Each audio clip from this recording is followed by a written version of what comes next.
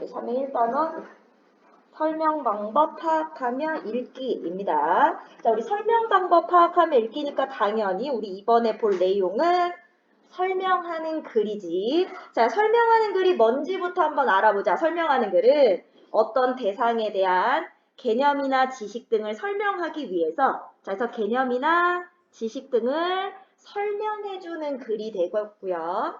자, 개념을 정의하거나 예를 들어서 설명하는 예시를 사용하거나 둘 이상의 대상을 견주어서 공통점, 비교, 차이점, 대조 등과 같이 대상의 특성을 잘 나타낼 수 있는 적절한 설명 방법을 사용해서 작성한 글을 우리 설명하는 글이라고 부릅니다. 자, 그래서 설명하는 글은 어떤 것이다? 주로 자, 대상에 대한 정보 전달을 목적으로 한다. 자, 그러면 우리 설명하는 글의 가장 큰 특징 첫 번째는 자, 대상에 대한 정보니까 첫 번째 객관적인 정보만을 전달합니다. 객관성.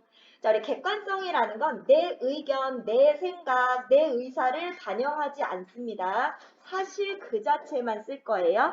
그래서 두 번째 사실성이라는 특성도 갖게 돼요. 자, 객관적인 사실만을 전달할 거고 세 번째, 자, 독자가 쉽게 이해할 수 있도록 쉬운 표현을 쓸 거야. 우리 이거 평이성. 자, 평범하고 쉬운 단어를 사용한다. 자, 그리고 문장의 뜻이 분명하게 전달돼야 독자가 이해할 수 있으니까 문장은 명료하게. 자, 문장의 길이가 너무 길지 않고 뜻이 분명하게 전달될 수 있도록 씁니다. 자, 그리고 굉장히 체계적인 글이야. 체계성. 자, 체계적인 글이야. 어떻게 체계를 갖출 거냐면 처음, 중간, 끝의 일정한 체계를 갖게 됩니다. 자, 그래서 우리 설명하는 글을 읽을 때는 설명 방법을 파악하면서 각각의 문단에서 대상의 어떤 특성을 설명하고 있는지를 바탕으로 이 글의 짜임, 체계까지 파악해야 온전하게 설명하는 글을 읽었다라고 할 수 있어. 그래서 글의 구조나 짜임, 체계를 묻는 문제도 자주 나오니까 체계까지 보셔야 돼요. 자, 그러면 자, 우리 이번 단어는 설명 방법을 파악하며 글을 읽으라고 했는데 자, 우리 여기서 사용되는 설명 방법이 뭔지 이걸 찾아야 돼. 자, 그리고 이 설명 방법의 특징을 바탕으로 대상을 잘 드러내고 있는지, 자, 대상의 개념이나 특성을 드러내기에 적합한지 요걸 따져가면서 읽을 겁니다. 그래서 우리 요 부분에서는 어떤 설명 방법 쓰였다 찾을 거고, 그리고 대상의 이런 특성을 설명했기 때문에 이 설명 방법은 적절했다, 적절하지 않다 하고 판단하면서 읽을 거예요. 적합했다의 판단은 기준이 뭐게? 이해가 잘 됐으면 적합했다라고 보시면 돼요. 자, 근데 설명 방법은 문장 하나 안에서만 찾을 수 있는 게 아니고요.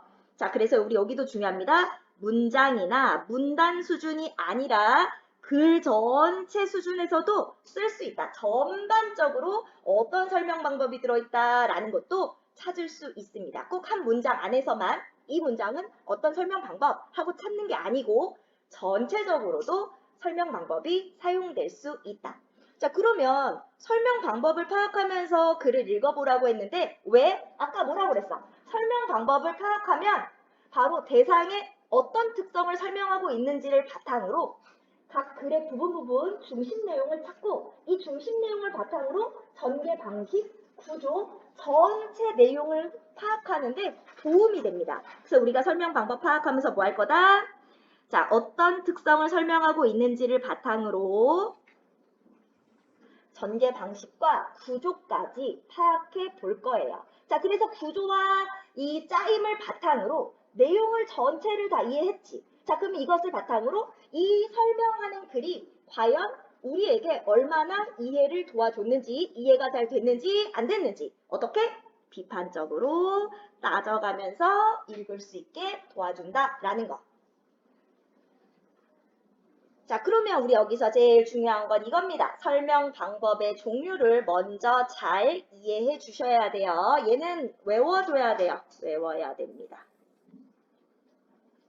자, 우리 각각의 부분에서 어떤 설명 방법 쓰이는지 찾아볼 건데요. 이 글에 사용된 설명 방법만 찾는다고 문제를 다 풀 수 있는 게 아니고 이것과 같은 설명 방법이 쓰인 걸 골라라 라는 문제가 나올 수도 있으니까 적용까지 할 수 있어야 돼. 자, 그럼 첫 번째는 정의. 자, 정의는 뭐다? 뜻을 풀어주는 것, 개념이나 뜻을 밝혀주는 걸 정의라고 부르는데 보통 뭐뭐란 이러이러한 것을 말한다 혹은 이러이러한 것을 뜻한다 말한다. 자, 이런 것을 말한다 혹은 이런 것을 뜻한다 하고 개념을 풀어주면 이걸 정의라고 보면 돼. 자, 우리가 아까 설명하는 글은 독자가 쉽게 이해해야 되기 때문에 쉬운 단어를 써야 된다고 했잖아. 근데 설명하는 글을 쓰다 보면 어려운 개념어를 말해야 될 때가 있어. 그러면 이 개념어를 이해하기 쉽게 한 번 더 풀어줘야겠지. 이때 정의의 설명 방법을 쓸 거고 정의의 설명 방법은 대상의 뜻을 풀어줘서 이해를 도와주는 겁니다. 자, 두 번째는 예시. 자, 어떤 것에 대해서 설명하는데 우리 주변에 좀 더 구체적이고 친숙한 예가 있어. 그럼 이 예를 들어서 이것과 같은 것을 요거라고 해. 라고 하면 어때? 이해가 잘 되겠죠. 자, 그래서 예시를 할 때는 구체적이고 친근한 예를 들어줍니다. 자, 예를 들어 이런 말이 나오면 너무 찾기가 쉽겠지. 예를 들어 예컨대 혹은 이러저러한 것 등이 있다. 뭐뭐 등 하고 나도 예를 들어 설명했다 라고 보시면 돼요. 예를 들어 예컨대 아니면 뭐뭐뭐뭐 등이 있다. 이런 표현들 나오면 예시가 사용됐구나. 자, 그 다음 비교대조는 세트, 비교대조. 자, 얘네들은 세트. 자, 왜 세트냐? 둘 이상의 대상을 견줍니다. 일단 두 개를 견줘. 그래서 어떤 점에서 얘네들이 비슷해 하면 비교. 이런 점에서 얘네들은 달라 하면 대조. 자, 그래서 둘 이상의 대상을 견줄 건데 공통점으로 설명하면 비교고 차이점으로 설명하면 대조야. 그래서 우리 여기서도 전설과 민담 두 개를 견줬어. 둘 다 옛부터 민간에 내려오는 이야기야. 라는 공통점이 있지. 하지만 전설은 증거물이 있어야 하고 반대로 민담은 증거물이 필요하지 않아. 차이점이다. 바로 공통점 비교, 차이점은 대조. 자, 그 다음 분류구분 나옵니다. 분류구분도 세트로 묶여있죠. 자, 대상은 일정한 기준에 따라, 자, 얘는 기준이 있어야 돼. 일정한 기준에 따라 나누거나, 자, 나눠주면 구분이라고 해. 종류별로 묶어주면 분류라고 할 거야. 자, 나눠주면 구분, 종류별로 묶어주면, 이거는 이거의 한 종류 하면은 분류. 어떤 대상을 기준으로 나눠주면 구분. 자, 한번 볼까? 악기라는 이 대상은 소리내는 방법이라는 일정한 기준에 따라 줄을 펴거나 타는 악기와 입으로 불어서 내는 악기와 두드려서 내는 악기. 자, 바로 뭐에 따라서? 소리내는 방법에 따라 악기를 나눠줬죠. 그럼 이건 뭐예요? 구분입니다. 근데 우리 분류구분이 세트로 나왔다는 건 엄격하게 다루진 않겠다. 그냥 분류구분하고 알아두면 된다라는 것을 나타내고 있고요. 다른 출판사 같은 경우는 엄격하게 이거는 분류, 이거는 구분하고 나누기도 해. 그래서 나눠주면 구분이고 묶어주면 분류다. 그러니까 어떤 대상을 하위 갈래로 나눠줬다 구분, 상위 갈래로 묶어줬다 분류. 이렇게 보시면 됩니다. 자, 그 다음 인과.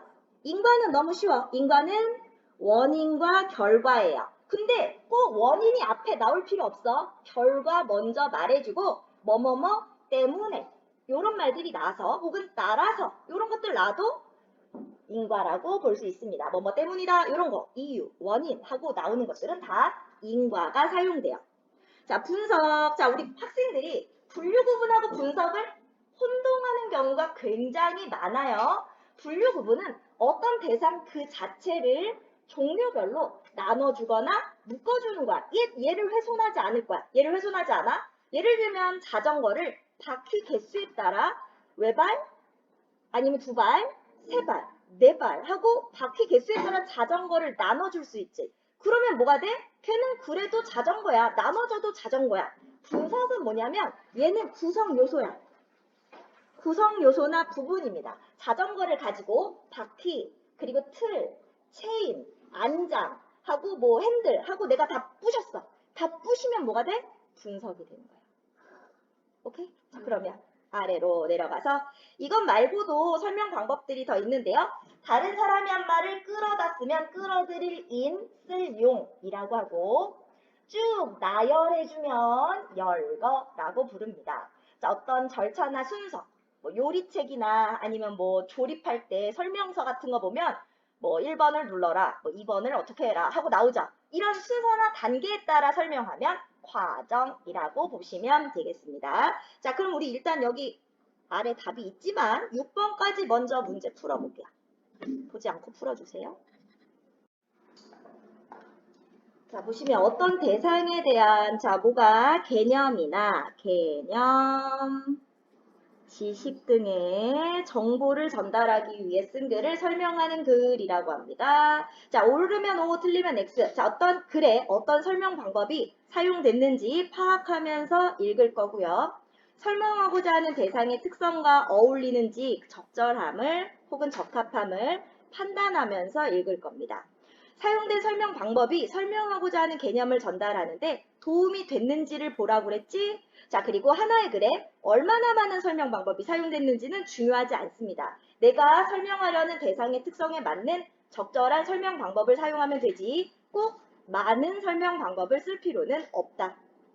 자, 3번. 자, 설명 방법을 파악하며 글을 읽을 때의 휴가로 적절하지 않은 것. 자, 우리 설명 방법을 파악하며 읽으면 대상의 특성과 맞는지를 판단하면서 읽을 거야. 그래서 우리 이 부분에는 어떤 특성이 나타나고 있구나를 알 수 있고 그래서 전개 방식도 쉽게 파악할 수가 있습니다. 또 사용된 설명 방법의 효과를 판단하면서 읽을 거고요. 주장이라는 말이 나왔어. 자, 주장은 무슨 글? 주장하는 글. 그러니까 설명하는 글과 반대로 의견이 강합니다. 자, 그래서 얘는 논설문이야. 논설문. 자, 우리가 지금 보는 건 뭐? 설명하는 글. 자, 설명문이죠. 설명문에는 주장이 나오지 않습니다. 아주 객관적인 글이에요. 자, 그리고 설명 방법을 파악하면 내용을 잘 이해할 수 있고 자, 판단하면서 읽을 수도 있다고 했습니다. 자, 오른쪽 봐보시면 다음에 설명에 해당하는 설명 방법. 자, 설명하고자 하는 대상인 사건의 원인과 결과. 원인할 때 인, 결과할 때 과, 인과. 자, OX 해볼까? 정의. 정의는 개념이나 뜻을 밝혀주는 것. 국어란 우리나라의 언어를 가리키는 말, 이르는 말이다. 정의 맞네. 예시. 자, 예시는 예를 들어줘야 돼. 예전에는 우리를 감싸주고 있는 자연이 쓰레기를 다 흡수해줬어. 근데 얘가 없네. X. 자, 예를 들면 하고 뒤에 이어서 나왔어야 되는데 나오지 않고 있습니다. 대조. 전설은 특정한 증거물이 있어야 하고 민담은 증거물이 필요하지 않다. 차이점이죠. 전설과 민담을 견줘서 차이점으로 설명했으니까 대조. 자, 분석. 자, 시계 하나를 쪼개줬어요. 구성 요소로 나눠줬지. 분석 맞습니다. 자, 연결해보면 분류는 어떤 대상을 일정한 기준에 따라 자, 원래는 뭐라고? 종류별로 묶는 걸 분류라고 한다고 했습니다. 자, 둘 이상의 대상을 견줘서 서로 간의 공통점을 밝히면 비교, 차이점을 밝히면 대조라는 거. 자, 넘어가 보자.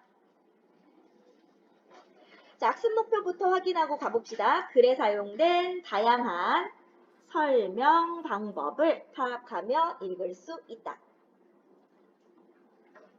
자, 그래서 아래로 내려가시면 팝콘 만들 때 도움이 되는 건 뭐냐? 자, 왼쪽은 그냥 썰렁 나왔고 오른쪽은 어때? 팝콘을 만드는 과정. 자, 과정이라는 설명 방법을 사용해서 설명하고 있어요. 자, 그래서 어떻다? 자, 조리 과정을 보여주는 사진과 구체적인 설명이 나와 있는 것이 좀 더 이해하는데 도움이 잘 되었다는 사실을 알 수가 있습니다. 자, 그럼 우리 바로 본문으로 들어가 보자. 바로 본문 갈게요. 자, 제목은 그림에서 아이고 들려오는 소리. 자, 제목은 그림에서 들려오는 소리. 자, 그림에서 들려오는 소리라고 했으니까 자, 우리 여기서는 공감각에 대해서 설명할 건데 그림은 뭐야? 눈으로 보는 거, 시각이죠. 소리는 뭐예요? 귀로 듣는 거, 청각이지. 그러면 이건 뭐다? 분명히 귀로 들리는 걸 그림으로 바꿔서 표현했다 라는 걸 알 수 있습니다. 그럼 뭐예요? 청각의 시각화. 청각의 시각화. 자, 소리를 그림으로 바꿔서 청각을 그림으로 바꿨으니까 청각의 시각화. 공감각이다. 우리 심상 중에 심상은 우리 6개가 있죠. 눈으로 보는 것 같다 시각, 귀로 듣는 것 같다 청각, 코로 냄새 맡는 것 같다 후각, 혀로 맛보는 것 같다 미각, 피부에 닿은 느낌이다 촉각. 마지막이 공감각인데 공감각은 하나의 감각이 다른 감각으로 옮겨가는 전이 되는 것을 공감각이라고 합니다. 이것처럼 청각 분명히 들리는 건데 뭘로 바꿔버렸어? 보이는 그림으로 바꿔줬어. 청각의 시각화. 자, 그러면 우리 처음 부분에는 시를 예로 들어서 보여줍니다. 자, 앞부분에 시를 들어주는 건 뭐 때문일까? 아무래도 우리 처음 부분은 설명하는 글의 처음에 하는 역할은 흥미 유발하면서 설명 대상을 소개해요. 그럼 이 앞부분에 시를 넣어준 건 당연히 흥미 유발하고 그리고 설명 대상을 안내하기 위해서 시가 들어갔다라고 보시면 됩니다. 우리 처음에 특징, 설명 대상, 소개, 흥미 유발이에요. 자, 시 내용을 봤더니 공백한 하늘에. 자, 우리 이거 문제 낼 게 없을 때 이거 단어 뜻 묻는 문제도 나옵니다. 공백, 비어있는 하늘에 걸려있는 촌락, 시골 마을에 시계가 여윈 손길을 저어. 자, 여윈 손길을 저었으니까 이 부분은 뭐게? 의인법. 시계의 바늘을 손으로 표현하고 있죠. 사람처럼 10시를 가리키면 날카로운 고탑, 자, 고 높을 곳, 높은 탑, 날카로운 높은 탑까지 같이 언덕 위에 솟아있는 회색한 색이 바랜 성교당의 지붕 위에 산. 자, 여기서 중요한 게 나오죠. 분수처럼 흩어지는 푸른 종소리. 자, 지금 얘가 말하려는 건 뭔데? 종소리인데. 청각. 마치 종소리가 어떻게 분수처럼 흩어지는 푸른색인 것처럼 시각으로 바꿔서 표현하고 있죠. 그래서 이런 걸 뭐라 그래? 공감각적 심상, 공감각적 표현이라고 부르고 자, 청각, 귀로 듣는 것을 마치 뭐처럼? 눈에 보이는 것처럼 시각으로 바꿔줬습니다. 이런 걸 청각의 시각화라고 불러요. 자, 문제 풀 때 이것과 같은 심상, 표현이 사용된 걸 골라라 라고 하면 쉽게 나오면 그냥 공감각만 고르면 되는 문제가 나오는 게 좀 쉬운 편이고 좀 더 어렵게 나오면 다 공감각인데 그 중에서 청각의 시각화만 골라라 하는 문제가 나올 수 있으니까 심상, 이 공감각이 무엇인지는 정확하게 이해가 되어 있어야 돼요. 자, 내가 원래 말하려는 게 뭐지? 제가 먼저야. 얘가 말하려는 건 소리야. 근데 어떻게 바꿨어? 보이는 것처럼 바꿔줬어. 그러면 청각을 시각화하다. 될화, 되다. 청각인데 시각처럼 되었네. 이게 청각의 시각화라는 말의 뜻이야. 알겠니? 자, 그러면 자, 김광균의 시 외인촌에 나오는 마지막 구절이에요. 크게 낭독해 보세요. 시인은 귀로 듣는 종소리를 눈으로 보는 분수에 비유했네요. 종소리에서 색깔 푸른색이라고 푸른색까지 보는군요. 시인처럼 소리를 들으면 모양이나 색깔을 보는 사람이 있어요. 바로 공감각자들이죠. 공감각이란 어떤 하나의 감각이 다른 영역의 감각을 일으키는 것을 말해요. 자, 뭐뭐란 뭐뭐를 뜻한다. 뭐뭐를 말한다. 정의가 사용되고 있죠? 자, 그러면 정의의 설명 방법을 사용해서 어떻다? 공감각이 무엇인지 개념을 알기 쉽게 설명해줬다. 공감각에 대해 이해를 높여줬다. 특히 우리 앞부분에 자, 외인초는 처음에 제시한 까닭이 뭘까? 이것도 문제로 많이 나옵니다. 일단 처음 부분에 넣었으니까 독자들의 흥미와 관심을 끌기 위해서 넣은 거예요. 자, 그래서 분수처럼 흩어지는 푸른 종소리 이런 게 청각의 시각화구나 이렇게 비유가 됐구나 해서 공감각에 대한 이해도 도와주는 역할을 하게 됩니다.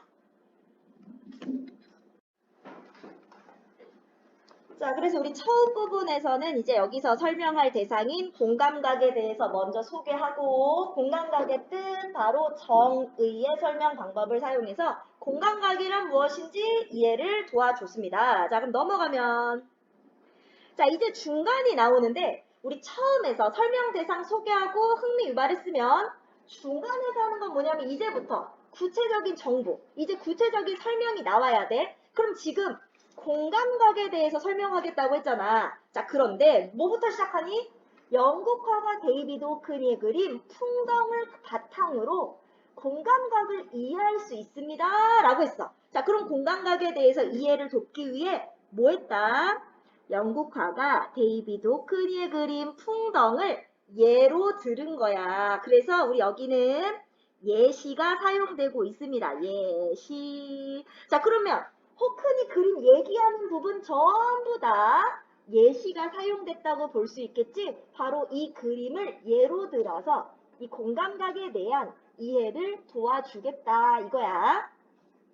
이 호크니의 그림 풍덩은 아까 처음 부분 맨 앞에 있었던 그림 알죠? 한번 다시 볼까? 우리 맨 앞에 있었던 요 그림이 풍덩입니다. 데이비드 호크니의 풍덩. 자, 지금 보면 푸른 풀장에 하얀 물보라가 일고 있죠. 바로 사람이 물에 쑥 빠지면서 풍덩 소리가 났을 거야. 이 다이빙 때에서 아마 뛰어내렸겠지? 자, 이 그림만 봐도 풍덩 소리가 들리는 것 같죠? 이런 게 바로 뭐다? 그림 안에 들어있는 소리.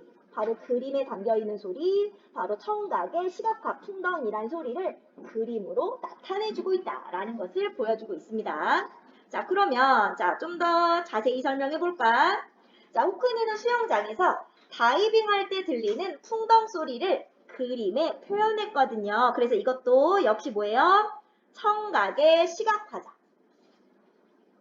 귀로 듣는 풍덩 소리를 어떻게 눈으로 보겠을까요? 자, 이제 여기서부터 중심 내용 정리해볼까? 지금 나올 내용은 뭐게?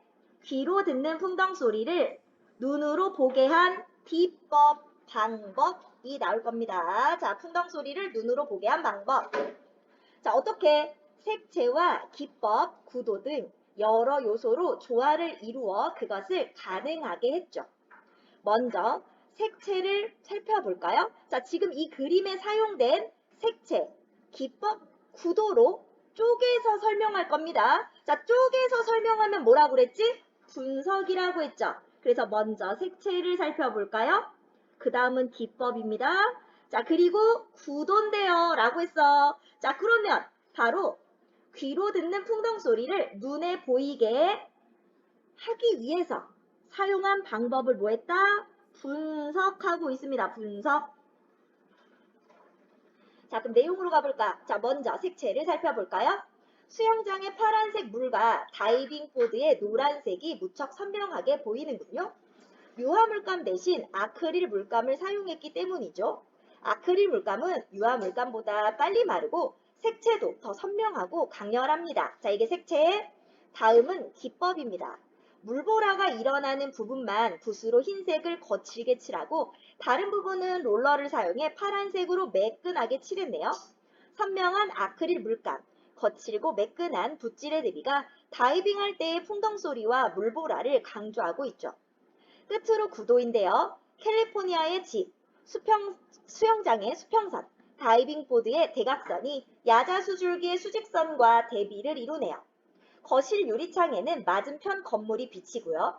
한낮의 눈부신 햇살과 무더위, 정적을 나타낸 것이죠. 자, 여기까지는 뭐? 바로 풍덩에서 공감각을 표현하기 위해서, 바로 소리를 눈으로 나타내기 위해서, 보게 만들기 위해서 사용한 요소를 나눠서, 자, 구성 요소로 쪼개서 설명했으니까 뭐다? 분석의 설명 방법이 사용된다. 자, 그러면 왜 다이빙하는 사람을 그리지 않았을까요? 자, 이번엔 다이빙하는 사람을 그리지 않은 이유에 대해서 설명합니다. 만일 물에 뛰어드는 사람을 그렸다면 그 멋진 모습에 눈길을 빼앗기면서 풍덩 소리를 듣는데 방해를 받았겠죠? 즉, 자, 사람을 그리지 않은 이유, 바로 여기 나옵니다. 풍덩 소리에만 모든 감각이 집중되도록 사람을 그리지 않았던 것입니다. 호크니는 우리가 상상의 귀로 풍덩 소리를 듣기를 바란 것입니다. 상상력은 공감각을 자극하는 촉매제 역할을 하거든요. 자, 그래서 다이빙하는 사람을 그리지 않은 이유, 풍덩 소리에만 모든 감각이 집중되도록. 자, 상상의 귀로 풍덩 소리를 듣기를 바랐기 때문에 두 가지 찾아볼 수 있습니다. 자, 그럼 우리 여기서는 자, 공감각이 나타난 그림, 바로 데이비드 호크니의 풍덩을 봤습니다. 자, 풍덩은 자, 공감각을 나타내기 위해서 뭐 했다? 선명한 색채, 그리고 거칠고 매끈한 붓질의 대비, 그리고 한낮에 눈부시는 쌀과 무더위 정적을 나타내는 구도. 자, 이걸 사용해서 자, 분석했어. 이걸 바탕으로 풍덩 소리를 나타내줬어요. 바로 귀로 듣는 풍덩을 시각으로 바꿔줄 수 있었던 요소. 자, 요소를 나누면 뭐다? 분석. 우리 여기서는 설명 방법 잘 찾을 수 있어야 돼요. 그리고 부분 중심 내용 찾는 것도 중요하다고 그랬어. 우리 중간 1에서는 중심 내용 뭐 나올게? 자, 데이비드 호크니 풍덩을 예로 들면서 자, 그리고 귀로 듣는 풍덩 소리를 눈으로 보게 한 비결. 자, 그 요소. 자, 분석해줬고. 자, 두 번째. 다이빙하는 사람을 그리지 않은 이유 두 가지 이야기해 줬습니다. 이거 중심 내용 찾을 수 있어야 되고요. 자, 그러면 오른쪽 넘어가서 자, 이번에는 한국 화가 김호득은 아에서 자, 이번엔 김호득의 아를 예로 들고 있어요. 예시. 자, 우리 지금 전체적으로 예시야. 자, 소리가 들리는 그림을 뛰어넘어 소리와 글자, 그림이 하나가 되는 공감각적인 작품을 창조했군요. 자, 아라는 그림은 자, 왼쪽에 아 그림이 나오고 있죠? 한글 아자이면서 소리거든요. 자, 그런데 우리 첫 번째, 왜 아자를 거꾸로 썼을까요? 자, 아자를 거꾸로 쓴 이유. 자, 먼저 화가는 왼손잡이예요. 다음은 아를 바로 쓰면 글자로 읽히지만 거꾸로 쓰면 그림이 됩니다. 자, 그러니까 거꾸로 쓴 이유는요. 글자로 읽히기보다는 그림으로 보이게 만든 겁니다. 거꾸로 쓴 아는 더는 글자가 아니라 선이나 모양, 먹의 짙고 엷음 등이 아름다운 조화를 이루는 그림인 것이죠. 아자를 고른 데도 이유가 있어요. 자, 아자를 고른 이유. 그 이유는요. 한 글자는 형태로 보이기 쉽지만 두 글자부터는 단어의 의미가 먼저 떠오르니까 상상력이 갇히게 되죠. 자, 그러니까 한 글자는 형태로 보이기 쉽지만 자, 바로 그 형태로 보이려고 한 겁니다. 게다가 아자는 글자 자체도 아름다운 데다가 가장 강렬한 감정을 표현할 수 있기 때문이에요. 자, 사람들은 감탄할 때도 아, 탄식할 때도 아 하고 소리를 내잖아요. 자, 바로 가장 강렬한 감정을 표현하는 것에 예를 들어줍니다.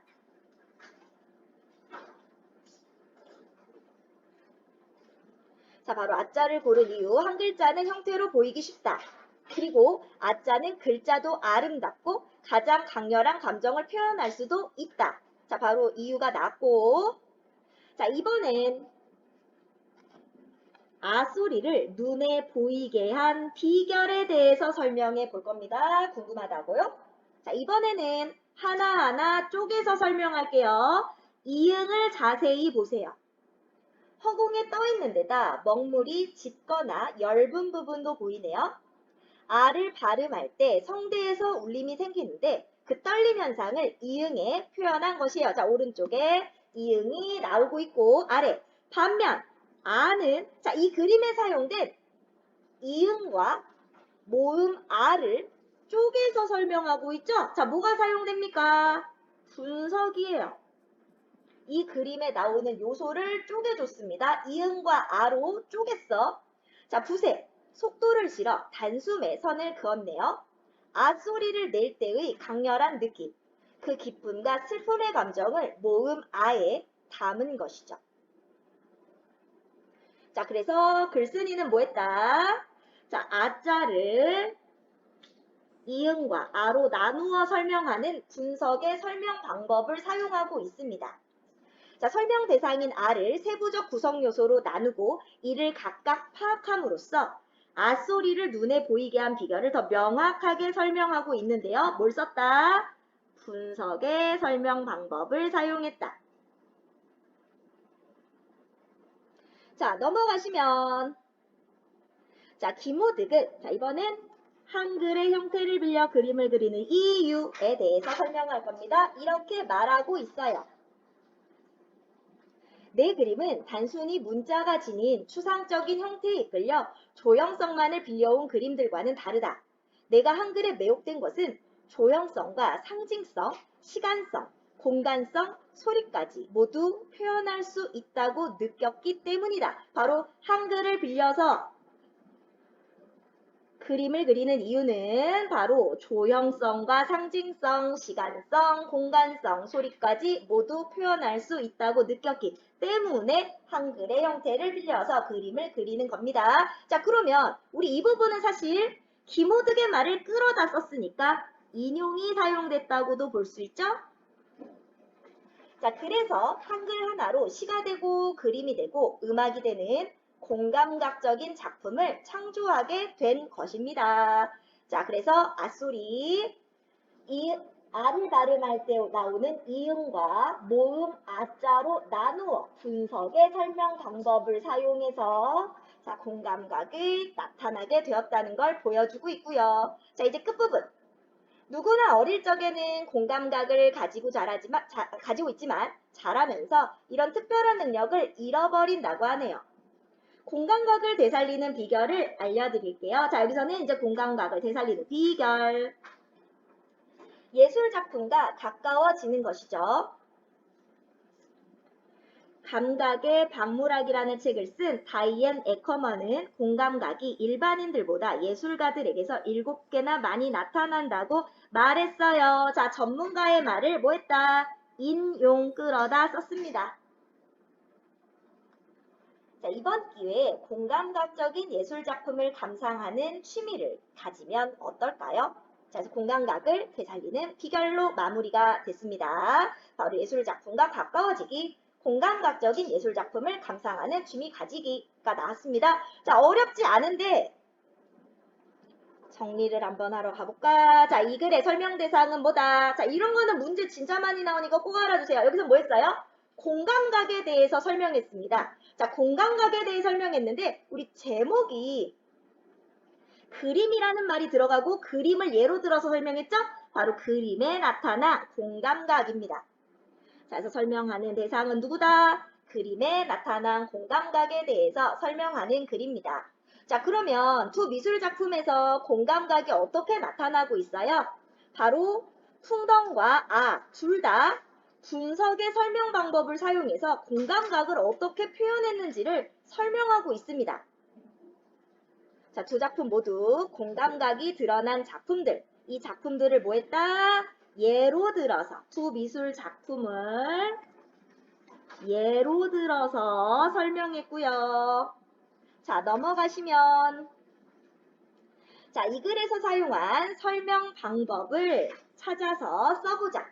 우리 지금 정의, 뜻을 밝힌다, 예시, 예를 들어준다, 비교대조, 공통점, 차이점. 분류 구분, 일정한 기준으로 나누거나 묶는다. 인과, 원인과 결과, 분석, 어떤 대상을 구성 요소로 쪼갠다 라고 했습니다. 자, 그럼 내려가 보면 자, 공감각이란, 자, 뭐뭐란 이것을 말해요. 자, 공감각의 뜻을 설명하는 정의. 자, 호크니는 수영장에서 들리는 풍덩 소리를 그림에 표현했거든요. 자, 귀로 듣는 풍덩 소리를 어떻게 눈으로 보겠을까요? 자, 구성 요소로 쪼갭니다. 먼저 색채, 그리고 기법, 끝으로 구도. 자, 구성 요소로 쪼개줬으니까 분석의 설명 방법을 사용했다. 자, 넘어가면. 자, 그래서 우리 구조까지 알아보라고 했어요. 이 글의 구조. 자, 이 글에 쓰인 설명 방법을 알아보자. 자, 처음 부분은요. 공감각이란, 자, 정의의 설명 방법이 사용됩니다. 중간 1에서는 풍덩을, 중간 2에서는 R을 예로 들었죠. 예시가 사용되고요. 자, 끝부분은 공감각을 되살리기 위해 공감각적인 예술작품을 감상할 것을 권했습니다. 자, 우리 구조만 바탕으로 보면 정의와 예시가 사용된다는 사실을 알 수가 있어요. 자, 그래서 주로 쓰인 설명 방법은 뭐다? 바로 정의와 예시다. 자, 뭘 봤으니까 구조 안에서 본 거야. 구조 안에서. 자, 그러면 자, 이렇게 정의와 예시를 사용한 건 뭘까요? 바로 정의를 통해서 공감각이 무엇인지 알리고, 자, 예로 든 그림을 바탕으로 공감각에 관해 구체적으로 이해할 수 있도록 도와줬습니다. 자, 넘어가 보시면, 자, 이렇게 설명 방법을 파악하며 글을 읽었더니 어떤 점에서 효과가 있었는지 우리 적절성을 평가해 보라고 했어. 적절성은 어떻게 평가한다? 대상의 특성과 맞는 설명 방법을 썼는지 보면 된다. 자, 그러면 나는 공감각을 설명하기 위해 정의의 설명 방법을 쓴 게 적절했어. 왜냐하면 공감각이라는 말이 어려웠는데, 자, 공감각이라는 말이 어려웠는데, 자, 무슨 뜻인지 알게 되니까 이해하기 쉬웠어. 자, 그러면 적절했다라고 보는 겁니다. 자, 내가 어려웠던 부분을 이해하기 쉽게, 그리고 대상의 특성을 내가 잘 이해할 수 있게 설명했다면 적절한 설명 방법 썼다. 자, 나는 데이비드 호크니의 풍덩을 설명하기 위해 분석의 설명 방법을 사용한 것이 적절하다고 생각해. 왜냐면 이것도 문제 많이 나와요. 각각의 요소를 파악하고 읽으니까, 자, 그 그림을 이루고 있는 구성 요소들을 파악하고 읽으니까 그림에 관한 설명이 더 잘 이해가 됐거든. 자, 그러면 다음 글에 쓰인 설명 방법도 한번 알아봅시다. 자, 독도 주변의 해저는, 자, 우리 여기서 설명 대상은 독도 주변의 해저가 바로 설명 대상입니다. 자, 해저는 수심이 얕고 평평한 대륙붕이 발달해 있다. 이러한 대륙붕 지형은 수심이 얕아 햇빛이 잘 들어오기 때문에 광합성에 좋은 조건을 갖추고 있다. 따라서 나오면 뭐게? 이 뒤에는 결과가 이어지는 겁니다. 자, 그래서 물고기의 먹이가 되는 플랑크톤이 많이 서식할 뿐만 아니라 수심이 얕아 물고기의 산란에도 유리하여 원인 그 결과 독도 주변에는 황금어장이 만들어진다. 자, 원인은요, 수심이 얕고 평평한 대륙붕 지형이 발달해 있어요. 그래서 자, 플랑크톤도 많고 산란에도 유리해요. 그래서 황금어장이 만들어집니다. 바로 독도 주변의 해저에 황금어장이 만들어지는 이유라는 것. 그 원인. 자, 뭐라고요? 독도 주변에 황금어장이 만들어진 원인. 자, 그래서 인과가 사용되고 있습니다. 자, 우리 이 부분은 인과. 자, 나는 우리 종은 서양종과 다르다. 자, 우리 종과 서양종의 다르다. 차이점이니까 대조죠.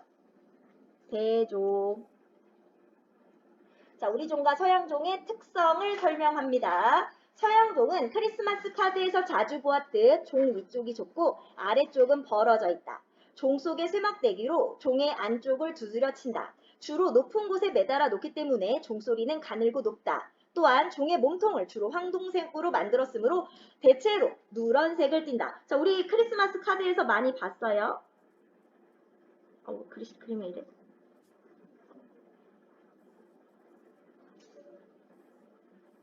이 안에 공 들어있고 이렇게 위에 매달아 놓죠. 띠용띠용띠용 하고 올립니다. 자, 우리 종은 몸통선이 부드럽게 손이 이렇게 후덜다리니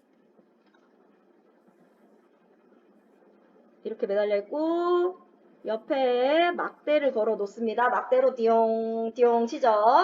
자, 몸통선이 부드럽게 내려오다 아래쪽이 약간 안쪽으로 오므라져 있고요. 우리 종은 서양종과 달리 계속 대조죠. 커다란 나무 막대로 종의 바깥쪽을 쳐서 소리를 낸다.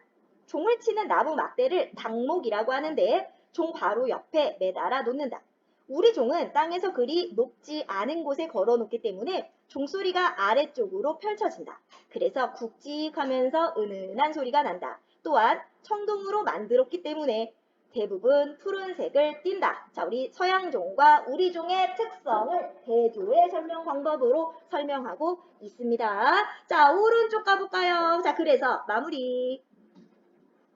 자, 각 글의 구조를 바탕으로 하여 내용을 정리해 보세요. 자, 우리 가의 설명 대상과 이거 순서. 얘 빈칸으로 나오고 서술형 나온 적이 있으니까 쓸 수 있어야 돼요.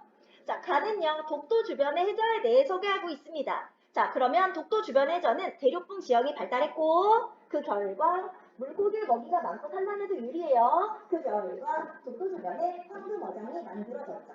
바로 독도 주변에 황금어장이 만들어진 원인에 대해서 설명하는 글입니다. 나는요, 서양종과 우리 종의 특성에 대해서 설명하는 글이고요. 둘의 차이점으로 설명합니다. 이 차이점은 우리 본문 보면 충분히 골라낼 수 있죠. 자, 그래서 우리 순차적으로 나오는 거 잘 봐주시고 대조는 지문에서 찾으시면 돼요. 자, 그래서 대륙붕 지형이 황금어장이 라는 결과를 만들어줬다. 원인과 결과에 대해서 잘 이해할 수 있게 하는 인과 서양종과 우리 종의 차이점을 바탕으로 특성을 이해하게 도와줍니다. 바로 나는 대조의 설명 방법을 사용한다. 자, 그럼 우리 일단 여기까지 문제 먼저 풀게요. 자, 우리 다음 페이지 넘어가 보시면 자, 가와 나를 바탕으로 하여 더 알고 싶은 내용을 생각해보고 그 내용을 설명하는데 적절한 설명 방법을 말해보자 했는데 이것도 은근히 문제에 많이 나와요. 더 알고 싶은 내용, 적절한 설명 방법 이거 두 개가 연결이 돼야 돼. 자, 그러면 독도 주변의 어장의 어획량을 자, 여기가 황금 어장이라고 했으니까 이 어획량을 다른 지역이랑 견줘서 얼마나 다른지 대조해 볼 거야. 이것도 괜찮죠? 또 우리 종과 서양 종의 특성에 대해서 설명했으니까 이번에는 우리가 잘 알고 있는 에밀레 종을 예로 들어줄 거야. 그래서 우리 종의 모양과 소리에 대해서 더 잘 설명할 수도 있겠죠. 그 외에도 자, 독도 바다에는 황금 어장이 만들어진다고 했는데 그럼 어떤 생물이 살까? 독도 바다에 사는 생물에 대해서 여러 가지 종류가 있을 텐데 종류별로 나눠서 설명할 거든. 그래서 분류. 자, 어떤 생물이 살까? 종류별로 나누거나 묶어서 설명할 거야. 분류를 사용해서 어떤 생물이 살고 있는지를 설명해야지. 또 우리나라를 대표하는 종에는 뭐가 있을까? 이것도 설명해주고 싶어. 자, 대표하는 종 뭔지 예를 들어줘야 되겠죠?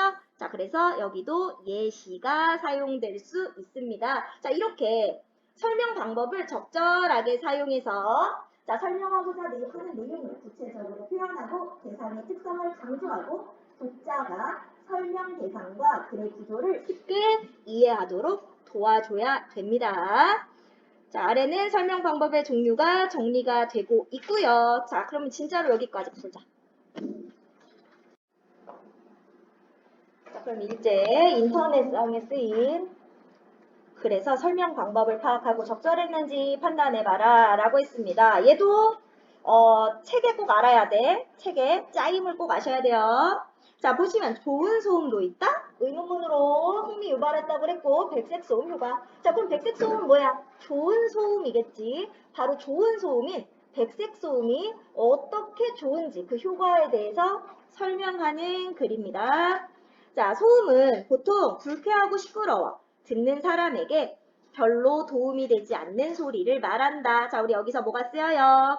정의가 사용되고 있죠. 바로 소음의 뜻. 정의를 사용해서 소음의 뜻을 먼저 밝혀주고 소음의 기준은 매우 주관적이다. 자, 소음은 기준은 매우 주관적입니다. 아무리 좋은 소리라도 듣는 사람이 처한 환경이나 마음 상태에 따라서 그 소리가 소음이 될 수도 있다는 말이다. 예를 들어 애타게 보채고 있는 아기 울음소리는 엄마나 아기에겐 아주 중요하고 의미 있는 소리지만 주변 사람들에게는 소음으로 들릴 수 있다. 자, 예를 들었죠? 자, 뭐가 쓰였어? 예시인데.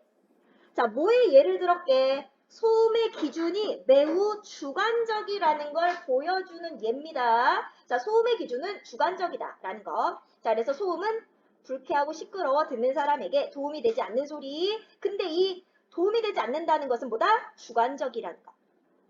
자, 그런데 이런 소음 중에도 좋은 소음이 있다. 어떤 소음이 좋은 소음일까? 바로 좋은 소음에 대해서 설명하겠다라고 설명 대상을 소개하고 있습니다. 이 부분이 뭐예요? 처음 부분이죠. 자, 그래서 소음의 뜻과 뜻 나왔으니까 정의, 소음 기준의 주관성, 예시.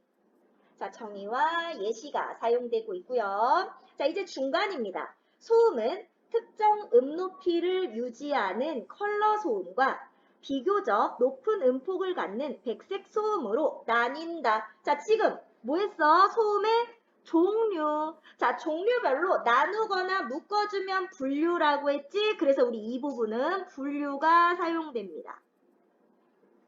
분류. 백색 소음이란 백색광에서 유래됐다. 백색광을 프리즘에 통과시키면 7가지 무지개 빛깔로 나뉘듯 다양한 음높이의 소리를 합하면 넓은 음폭을 갖는 백색 소음이 된다. 백색 소음은 우리 주변에서 쉽게 만날 수 있다. 우리 생활 주변에서 들리는 백색 소음에는 자, 우리 생활 주변의 백색 소음의 예를 들어줍니다. 비 오는 소리, 폭포수 소리, 파도 소리, 시냇물 소리, 나뭇가지가 바람에 스치는 소리 등, 자, 뭐뭐 등 하면 예시를 써. 또한 텔레비전이나 라디오 등 가전 제품에서 나오는 소음 중에도 백색 소음에 해당하는 소리가 있다. 자, 뭐가 쓰였어요? 예시. 자, 그래서 백색 소음의 종류와 종류면 분류. 백색 소음의 예시. 너무 쉽죠? 자, 그럼 백색 소음은 우리에게 어떤 영향을 미칠까? 자, 이거에 대해서 설명할 거야. 백색 소음이 우리에게 미치는 영향. 일반적인 소음과 마찬가지로 우리에게 나쁜 영향을 미치지는 않을까? 결과부터 말하면 백색 소음은 집중도를 높이고 심신을 안정시켜 업무 효율을 높여준다. 이런 결과는 다양한 실험을 통해 밝혀졌다. 자, 그럼 지금부터 다양한 실험을 예로 들어줄 거야. 자, 다양한 실험이 나오면 전부 다 여기서부터는 쭉 예시가 사용됩니다. 전체적으로 쭉 예시예요. 자, 사무실에서 아무도 모르게 백색 소음을 평소 주변 소음보다 약 10데시벨 높여가면 높게 들려주고 일주일을 지냈더니 근무할 때 직원들의 잡담이나 불필요한 신체 움직임이 크게 줄어들었다. 집중도가 높아진 것이다. 한 달 후 백색 소음을 껐더니 서로 심심해하면서 업무 집중도가 크게 떨어졌다. 자, 이 실험을 통해 알 수 있는 거, 즉 백색 소음이 없는 것보다 어느 정도 있는 것이 어떻다? 집중도를 높여 업무 효율성을 높여준다. 또 남녀 중학생에게 자연의 백색 소음을 들려주면서 고등학생 수준의 영어 단어를 5분간 암기하게 하였더니 역시 예시. 자, 그랬더니 어땠다? 평소보다 학업 성취도가 높아집니다. 자, 그럼 어때요? 업무 효율성을 높이고 학업 성취도도 높여줘요. 자, 백색 소음을 들려주었을 때의 뇌파 반응 검사 역시 예시. 이들 실험 결과를 좀 더 과학적으로 설명할 수 있게 한다. 한 의과대학의 도움을 받아 피실험자에게 백색 소음을 들려주고 뇌파를 측정했더니 베타파가 줄어들면서 어땠다? 자, 집중력의 정도를 나타내는 알파파가 많이 증가. 이는 자, 어떻다? 뇌파의 활동성이 감소하고 심리적인 안정도가 높아졌다는 의미다. 그래서 집중력도 높여주고 안정감을 줍니다. 한편 생후 3, 4개월 된 아기가 울 때 태아 때부터 들었음직한 심장박동 소리, 숨쉬는 소리, 엄마 아빠의 목소리 등을 녹음해서 들려주었더니 뜻밖의 아기는 점점 더 불안해하고 엄마의 품을 찾아 더 애타게 울었다. 이때 텔레비전의 빈 채널에서 나오는 슉 하는 소리를 들려주면 역시 예시. 아기가 울음을 멈추고 안정감을 찾는다. 어떤 부모는 진공청소기 소리를 들려주었더니 울던 아기가 안정을 찾았다고 하고, 또 어떤 부모는 부드러운 비닐봉지를 만지면서 부스럭거리는 소리를 들려주었더니 아기가 밝은 표정을 지었다고 한다. 자, 그래서 신생아를 달래주는 효과. 자, 이런 소리 역시 인공적으로 만들어진 일종의 백색 소음이다. 자, 여기까지가 중간. 이렇듯 자, 이제 요약하면 백색 소음은, 자, 우리 요약하는 부분은 여기입니다. 백색 소음은 생활 주변의 자연 소리와 비슷하여 우리에게 좋은 영향을 미친다. 여기가 요약 정리하는 부분. 그 중심 내용은 이거야. 요약한 부분. 자, 따라서 시간이 지날수록 다양한 분야에서 백색 소음을 찾는 사람이 늘어날 것이다. 앞으로 백색 소음에 대한 연구가 더 많이 이루어져 백색 소음이 인간에게 두루 유익하게 활용될 수 있기를 바란다. 자, 연구에 대한 기대감을 밝히고 마무리를 지었습니다. 자, 그러면 정리를 해보면, 자, 우리 이거 빈칸. 자, 구조 꼭 알아야 된다고 그랬죠? 자, 처음은 소음의 뜻, 정의. 소음 기준의 주관성, 예시. 자, 소음의 종류, 분류, 컬러 소음과 백색 소음, 그리고 우리 주변에서 들을 수 있는 백색 소음의 예시. 자, 그리고 백색 소음이 우리에게 미치는 영향에 대해서 설명하기 위해서 다부터 박까지 전체적으로 예시. 자, 그래서 끝. 백색 소음의 영향과 연구에 대한 기대로 마무리를 했습니다. 자, 이거 짜임 꼭 알아두시고 아래로 내려가면, 그래서 주제는 뭐다? 우리 아까 요약한 부분. 백색 소음은 우리에게 좋은 영향을 미친다. 자, 우리 아까 요약한 부분에 있었죠? 백색 소음은 우리에게 좋은 영향을 미친다. 자, 그러면 설명 방법을 말해보자. 정의. 바로 소음의 뜻을 분명하게 설명하고 있고요. 예시. 자, 아기 울음소리를 예로 들어 소음의 기준이 주관적이라는 걸 설명했습니다. 자, 소음의 종류, 분류, 컬러와 백색 소음으로 나누어 설명했고요. 자, 다양한 백색 소음의 예들을 예시의 설명 방법으로 설명해 줬습니다. 자, 넘어가면. 자, 그래서 설명 방법이 적절했냐라는 건데요. 다 적절해요. 자, 우리 소음의 뜻을 정확하게 알게 됐고, 소음의 기준이 주관적이라는 사실을 울음소리와 관련된 예를 보고 더 잘 이해했다. 자, 이해가 됐으면 적절한 거야. 자, 나에도 적절해요. 소음이 두 가지로 나뉜다. 백색 소음이 어떤 소리인지 예를 통해 잘 알게 되었다. 자, 중간 2에서는 어떤 설명 방법 쓰여요? 자, 라마바에서 다양한 실험을 예로 들었어요. 자, 그래서 이런 구체적인 실험이 예로 나와서 백색 소음의 긍정적 영향을 구체적으로 이해할 수 있었습니다. 자, 그래서 우리 주변에 쉽게 찾을 수 있는 설명하는 글에는 어떤 것들이 있는지 떠올려 보고요. 자, 뭐 설명서나 자, 유적지 안내문, 또 영화나 공연 관람 전에 소책자, 감기약 봉투에 있는 약 먹는 방법, 이런 것들이 다 설명하는 글이라고 볼 수 있고, 자, 이렇게 설명하는 글을 찾아보고 설명 방법을 정리해보자 라고 했는데, 우리 교과서에 나오는 글들도 다 설명하는 글이라고도 볼 수 있죠. 자, 여기까지 됐습니다. 그럼 우리 여기 소단원 문제까지 풀게요.